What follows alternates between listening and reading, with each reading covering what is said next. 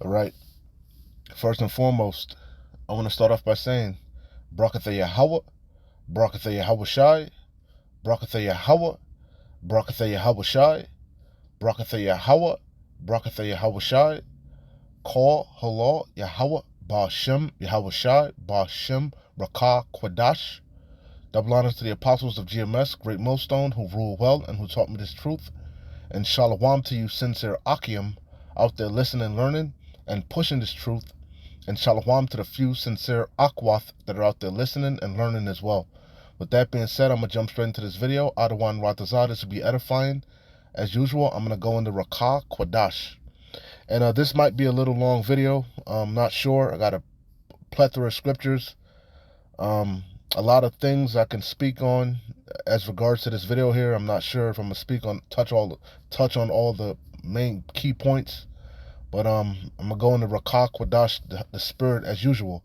Again, Adawan Ratazadis to be edifying, exhorting, and comforting to the elect. All right.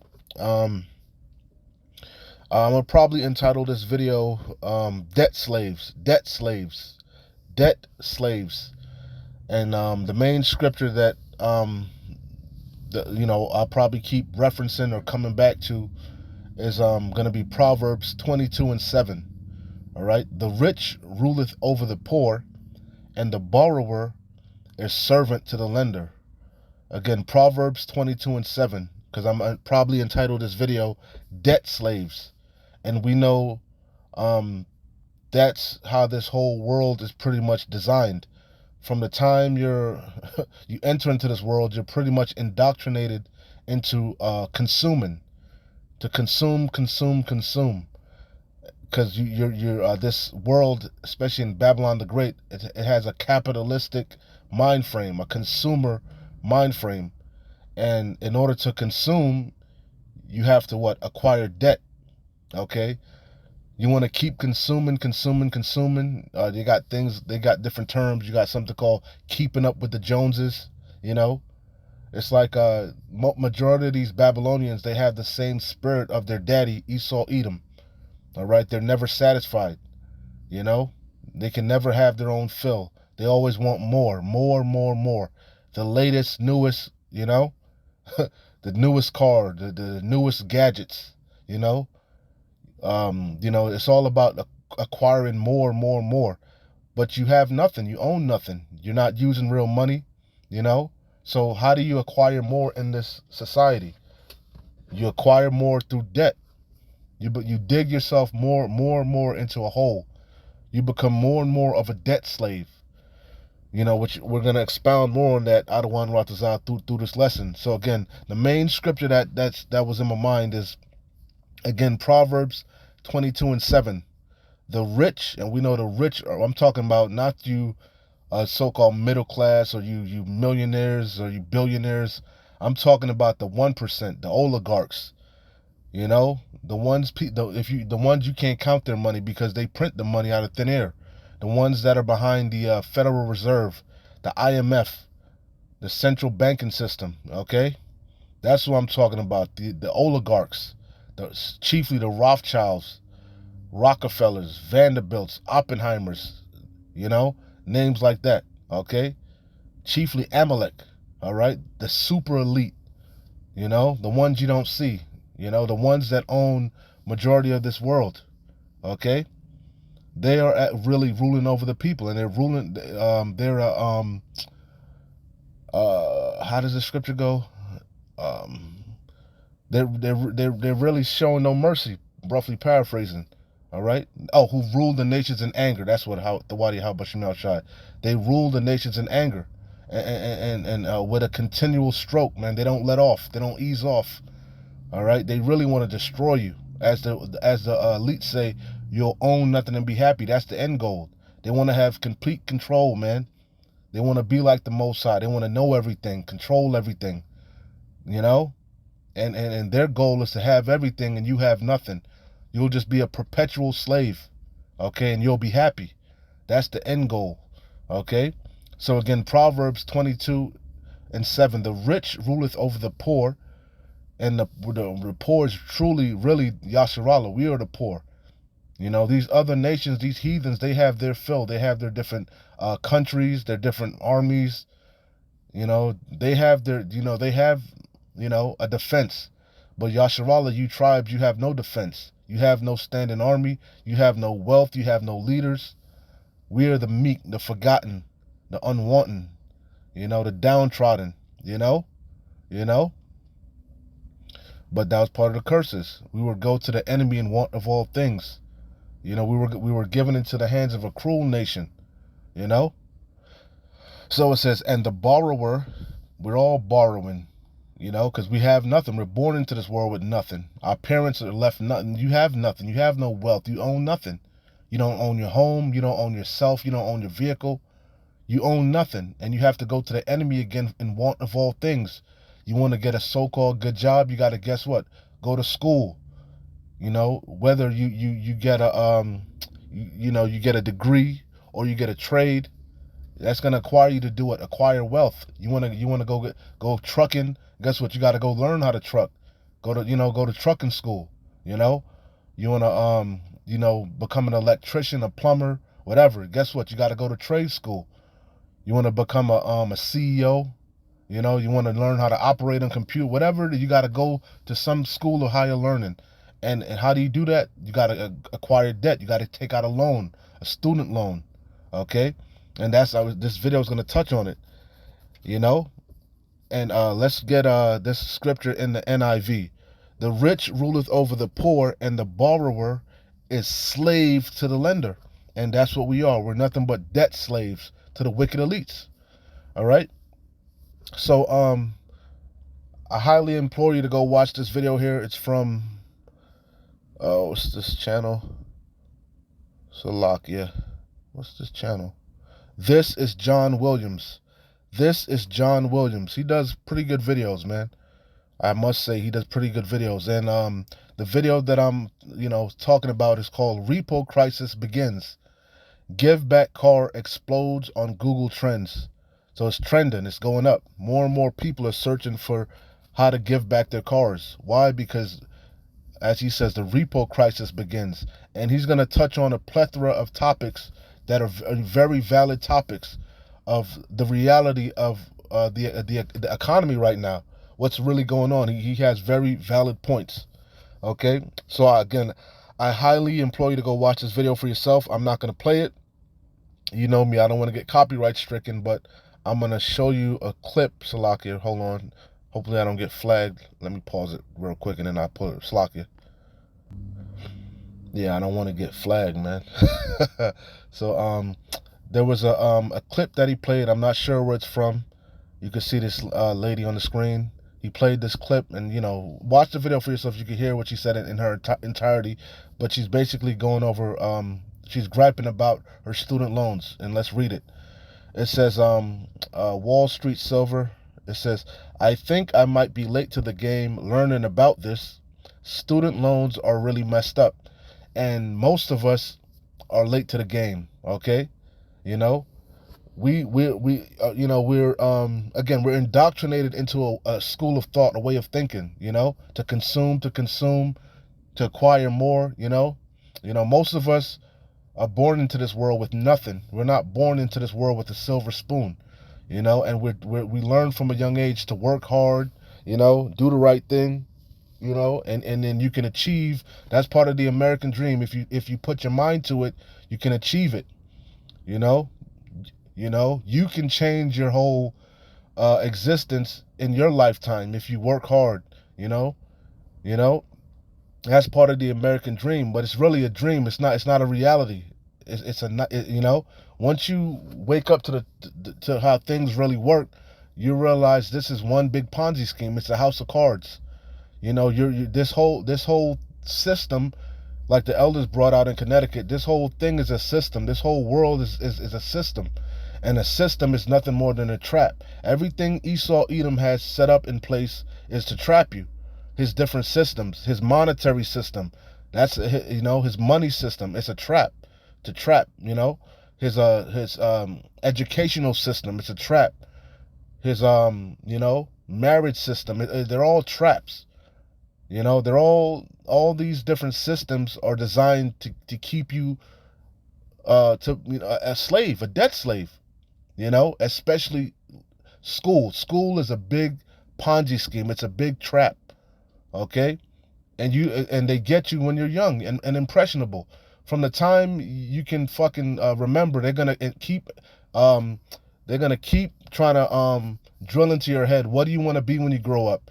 And you want to be successful. You want to have ambition. You know, they keep indoctrinating you into a way of thinking. You know, they keep stressing what college are you gonna go to? What are you gonna what are you gonna do? You want to be a doctor? Do you want to be a lawyer? And then they're gonna set you on that path, which that path sends you down a rabbit hole into becoming a perpetual slave. You know, straight 18, straight out of high school, you're gonna go to a college and acquire the probably the biggest debt in your life, and that debt will never go away. They like to say owning a home is like your biggest debt, your biggest financial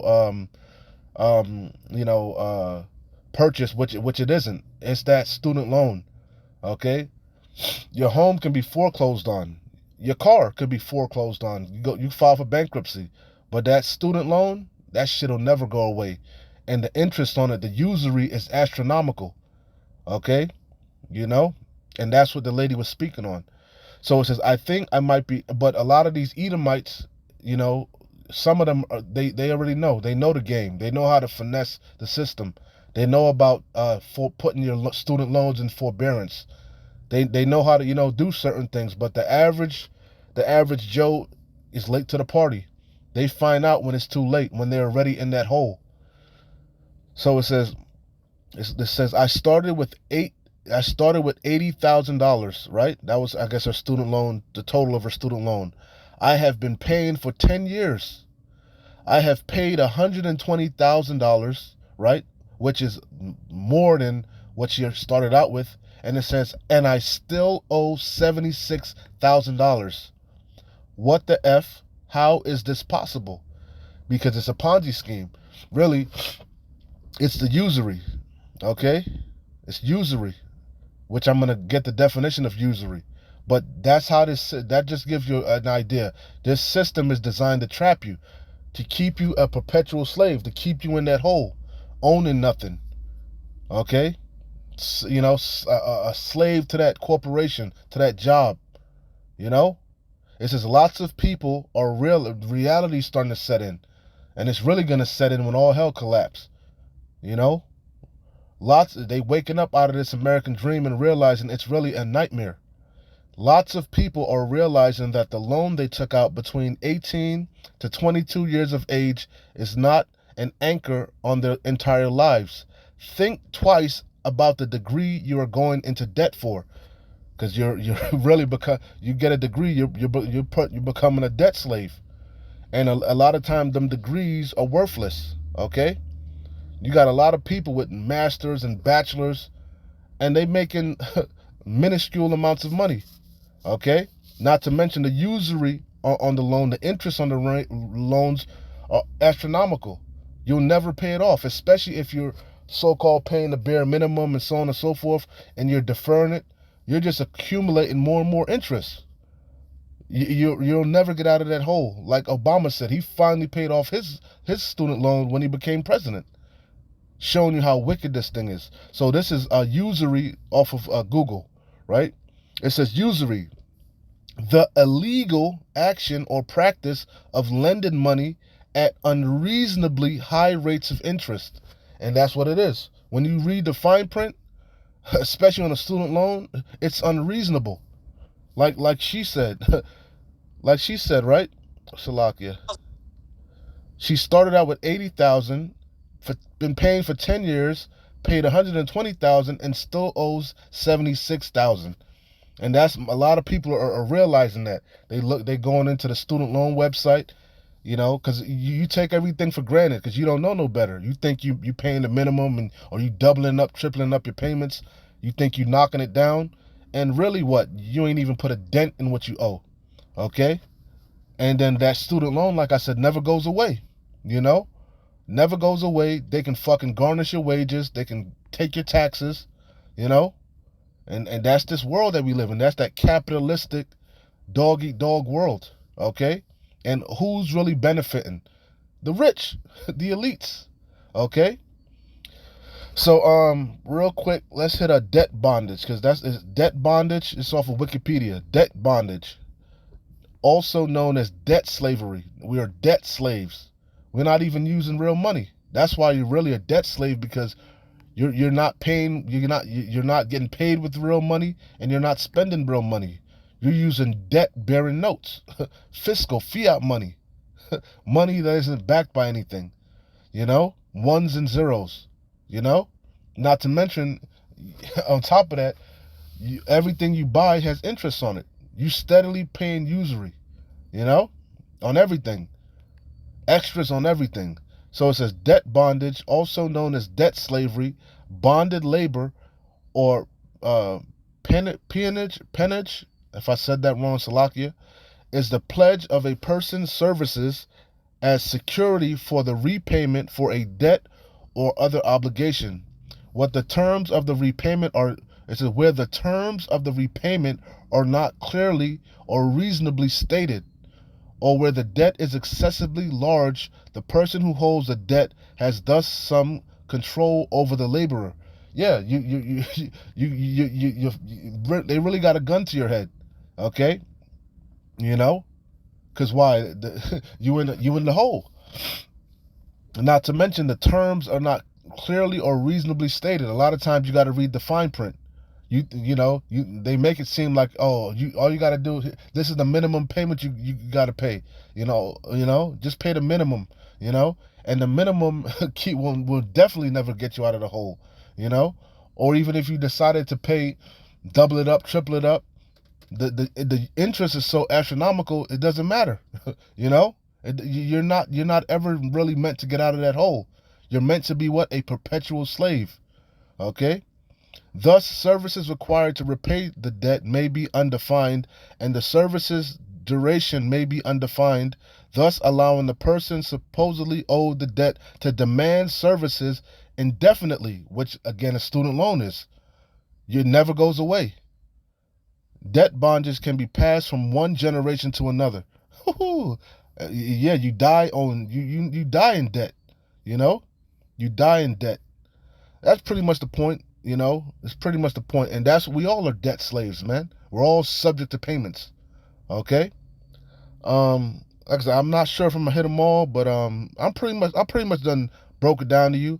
The main thing, like I said, I wanted you to watch this video, and I done spoke about the main point of the video here. All right. So yeah, go watch that video. Highly edifying. Highly edifying. And a lot of people are waking up out of this nightmare, waking up to this nightmare. Ends are meeting. Reality's starting to set in, but you ain't seen nothing yet. Mass layoffs are coming. Homelessness is gonna be at an all-time. It's already at an all-time high. People gonna lose it. Evil times are quickly approaching. They not in the video that he was basically saying people are right now between a rock and a hard place. They're trying to figure out what bill is not going to get paid, because something ain't getting paid right now. They trying to, and that's why a lot of people are giving back their cars. They sitting down adding up all the bills, and something got to go. Whether it be the landlord ain't gonna get paid, whether it be the groceries, you gotta, you're gonna have to skimp on meals, the car payment, something ain't getting paid, and it's, that's the times that we live. But you ain't seen nothing yet. It's gonna get much worse, much worse, man. So this is 2 Ezra 8:50. For many great miseries, and that lady was miserable. She was betwixt. She was distraught. And again, a lot of times we don't know. We don't know. You don't know. You're just assuming. A lot of people assume things. You're not reading the fine print. You don't realize this man is a devil. This place was never designed for you to make it. This was never designed for you to make it. America's a corporation, and who benefits from the corporation? The owners. The corporation is designed for the owners to get rich, not the workers, not the slaves. Okay, they want to pay the slaves as least as possible. Okay, just like these companies, right? It's all about the board. You know, you know, the board want to constantly see growth. You know, you know. For many great, 2 Ezra 8:50, for many great miseries shall be done to them that in the latter time shall dwell in the world, because they have walked in great pride. A lot of you are proud. Oh, I went to this prestigious college. My children went to this prestigious college. Oh, I live in such and such, in this affluent neighborhood. Oh, I'm driving this car. Oh, I'm going here. I'm going there. Not realizing everything you do is you just acquiring more and more debt. Yeah, you jet setting, you're going on different vacations, you're going there, you're buying all these Christmas gifts, so on and so forth. But what you doing? You maxing out your credit cards, you taking out, refinancing your homes and shit, you know, acquiring more and more debt, you know. And hey, everything's adding up now. Everything is adding up. Okay? Let me hit Luke first. Luke chapter 6, verse 25. Woe unto you that are full, for ye shall hunger. A lot of you think you're in a good case. You know, you got a lot of pennies stored up for rainy days, a lot of acorns for that rainy day. But hey, you in for the rude awakening. You ain't got enough. You ain't got enough. I don't give a damn how much gold or silver or this and that. All of that's gonna fail you. It's gonna come to naught in the times we're coming, because we heading into to a time of hyperinflation. Your money's gonna be worthless, man. You know, you know. So it says, woe unto you that are full. You settled on your lees. You're in a state of bliss, peace, and safety. You know? Scriptures say, woe to you. Woe means destruction. For ye shall hunger. Woe unto you that laugh now, for ye shall mourn and weep. Yeah, that's what's coming. Weeping, wailing, and gnashing of teeth. Reality's about to set in. This bitch is about to collapse. Okay? It's collapsing as we speak. You know? A lot of homes about to go up in foreclosure. A lot of layoffs, a lot of repos. It's already happening, but you ain't seen nothing yet. Isaiah 31:1. Woe to them that go down to Egypt for help. A lot of you trust in this system. You know, you feel I'm gonna go get this loan. I'm gonna go do this. I'm gonna go do that. I'm gonna work at this company. I'm gonna be able to retire after 20 years. I'm gonna go join law enforcement. I'm gonna go become a teacher. I can retire after 20 years. Oh, they matching my 401k. You trust in this damn system. But you in for a rude awakening. Woe to them that go down to Egypt for I'm gonna go in the army. I'm gonna go get a degree through the military. I'm gonna go do this. I'm gonna go do that. Woe to them that go down to Egypt for help. And Egypt, that's America. America is spiritually Sodom and Egypt. Egypt represents bondage. This place is bondage, man. And stay on horses and trust in chariots because they are many, and in horsemen because they are very strong, but they look not unto the Holy One of Yasharallah, neither seek the Lord Yahweh. You trim your ways to seek love. You keep putting Yahweh Bashim Yahushai on the back burner. Oh, I'll get to him when I get to him. Hey, when they shall say peace and safety, Yahweh Bashim Yahushai gonna catch you as a thief in the night when you least expect it. Okay? Everything is going to fail you. All your idols, all your ideologies, all your false gods, everything is going to fail you. Everything is temporal, and it's about to fail you. 1 Timothy 6:17. Charge them that are rich in this world, that they be not high-minded, but they are high-minded. They're proud. They're proud, and they look down upon the poor. Nor trust in uncertain riches. Everything you have is uncertain. But in the living power, it says Slakius, 1 Timothy 6:17, charge them that are rich in this world that they be not high-minded, nor trust in uncertain riches. But in the living power, Yahweh Bashim Yahushai, who giveth us richly all things to enjoy. All right? That's who we trust in. It's a light thing. It's an easy thing for Yahweh all of a sudden to make a poor man rich. It's nothing. That's nothing for the Lord to make a man rich. Okay? And true riches is this wisdom, knowledge, and understanding. Okay? Everything else is vanity and vexation of spirit. Everything else is temporal. Okay? Psalm 62:10. Trust not in oppression, and become not vain in robbery. If riches increase, set not your heart upon them. Yeah, if you're rich, so the wadi how but you how shy. As Paul said, I know how to abase and abound. Whatever predicament you in, just be thankful. Okay, be thankful. For your daily bread.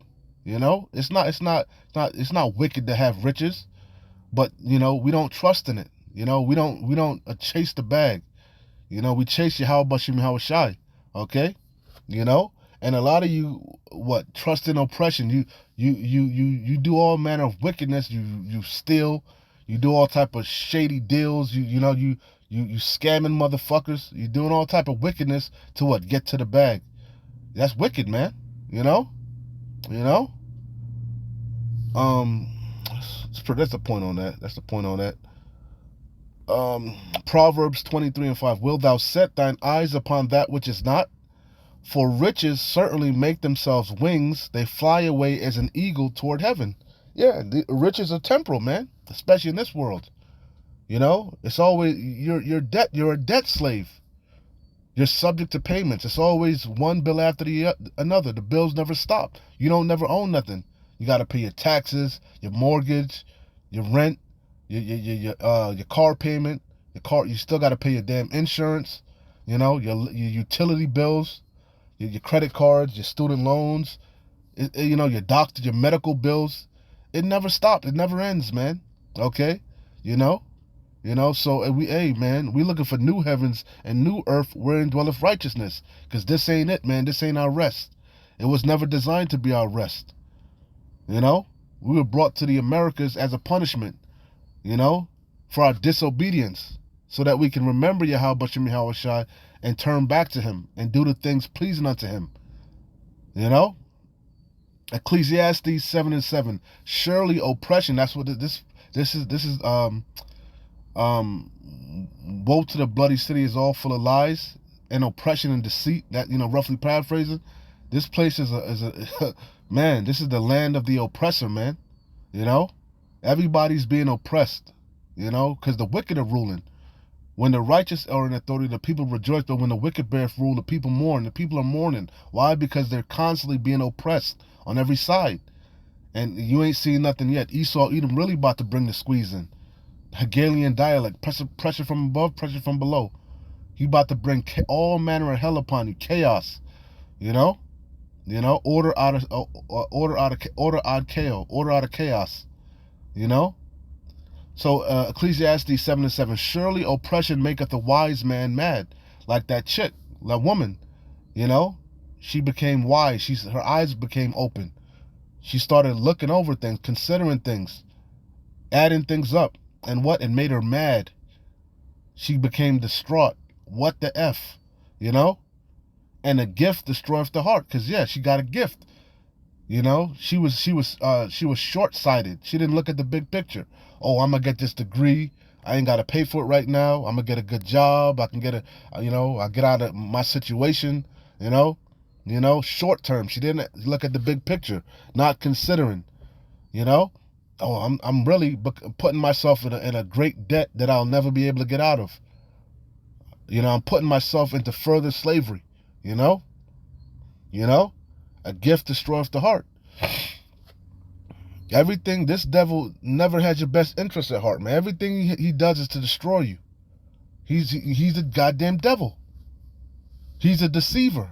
The devil goes back to Diablos, deceiver. He's the deceiver. He's the serpent, man. Cunning. Subtle. Psalms 55:21. The words of his mouth, and that's how he gets you. Through his words, his fine print, his legislation, his unrighteous decrees.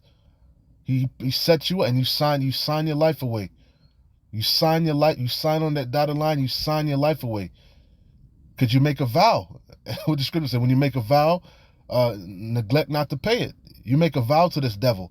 Yeah, I'm gonna sign up to your military for 4 years. I'm gonna sign my life away. My life is in your hands. I gotta do whatever you say. Yeah, even these jobs, you gotta sign. All these jobs, you gotta sign to get them jobs. You gotta sign the contract. You gotta agree to the terms. To the terms of rage. It says Psalms 55:21. The words of his mouth were smoother than butter, but war's in his heart, because he really wants to destroy you. His words were softer than oil, yet they were drawn swords. Yeah, everything smooth in the big print. Everything smooth. Everything you want to hear is printed boldly in large font. But hey, read the fine print. You see, then you're gonna see the swords and the daggers. Even I was listening to Crunchy Black talking about the industry, the music industry, and he said in their contracts, the 3-6 Mafia, just a quick example. He said in the 3-6 Mafia, they set all type of wicked ass fine print in there. If you do this, if you do that, you lose your royalties. All your royalties and all your rights go to this person or that person. You know? Yeah, you're going to get the bag. Look like you're going to get the bag up front, but if you break the contract, the terms and regulations, guess what? We can renege on that contract. You know? And Esau's the #1 renegger. Okay? Isaiah 10:1. Woe unto them that decree unrighteous decrees, and that write grievousness which they have prescribed. Because that's what these contracts are. You know? They're unrighteous decrees first and foremost, because what? They're built upon usury. And we read usury is the illegal action or practice of lending money at unreasonably high rates of interest. Yeah, making you a debt slave. Subject to the lender. The borrower is subject to the lender. The rich ruleth over the poor. Okay, if you want to play in this man's game, in his system, you know, you got to buy in. Okay, you want to play in this game called so-called life. Guess what? You got to buy in.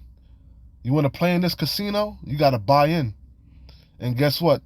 the terms of buying in is unjust. It ain't, you know, you ain't playing a fair game. You playing a rigged game with unjust weights. Okay? It says, woe unto them that decree unrighteous decrees and that write grievousness which they have prescribed. By the time you open up your eyes and you're onto the game, you know that the game is rigged. Guess what? It's too late. And now you what? Now that gift destroyed you. That little bit of bag that you think you get into, really, you know, it ain't worth it in the long end. You know, but it serves you people right because you trust in this place. You trust in this devil. You trust in uncertain riches. You trust in this world. You trust in oppression.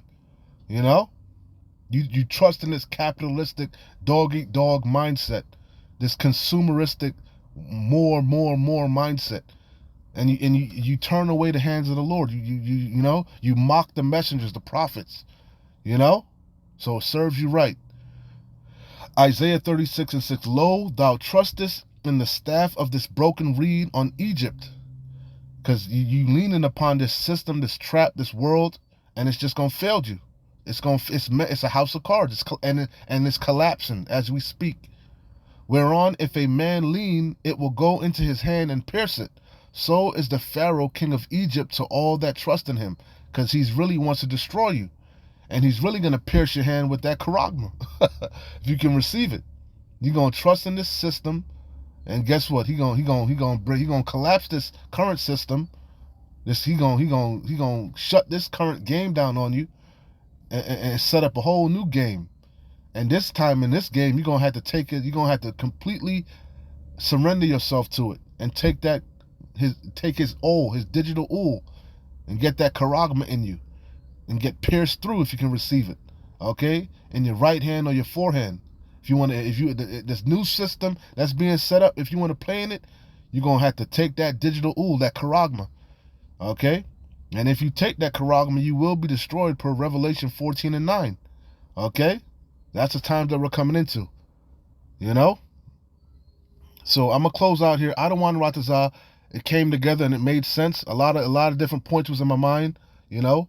Again, watch this video here, man. Watch it in its entirety. A lot of good points were made, okay? Again, the channel was what? This is John Williams, and Repo Crisis Begins. Give Back Car explodes on Google Trends, all right? So I'm going to close out here.